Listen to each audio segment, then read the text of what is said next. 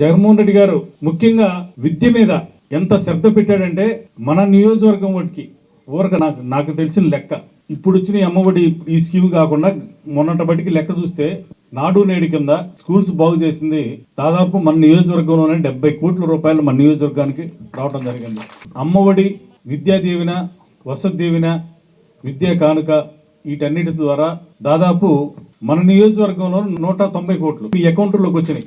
అంటే 260 కోట్ల రూపాయలు ఒక్క విద్య మీదే ఖర్చు పెట్టాడు జగన్మోహన్ రెడ్డి గారు మన నియోజకవర్గంలో. గతంలో దీంట్లో కనీసం నాకు తెలిసి ఒక 20-30 కోట్లు కూడా ఖర్చు పెట్టి ఉంటారు దీని మీద ఫీజు రింబర్స్ కింద.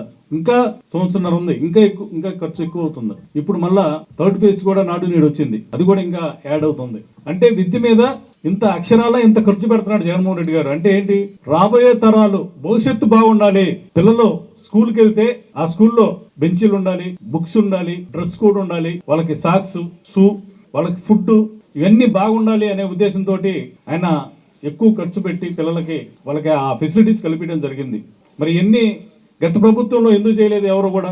ఇదే బడ్జెట్ లో ఆయన చేస్తున్నాడు. మరి స్కూల్స్ బాగు చేయడం కానీ, మరి కొత్త స్కూల్స్ నాకు తెలిసి నేను ఇప్పటికీ దాదాపు 110 రూములు తీసుకొచ్చాం మన నియోజకవర్గంలో. క్లాస్ రూమ్స్ కొత్తవి కన్స్ట్రక్షన్ జరుగుతున్నాయి. ఇప్పుడు దాదాపు నాలుగు హై స్కూల్స్ తీసుకొచ్చా కొత్తగా. మరి కాలేజీలు తీసుకొచ్చాం. కోసూరులో పాలిటెక్నిక్ అది కడుతున్నాం. డిగ్రీ కాలేజీకి సైట్ అలాట్ చేసాం. గురుకుల పాఠశాల ఒకటి కట్టాం. కస్తూర్బాయి స్కూల్ ఒకటి కట్టాం.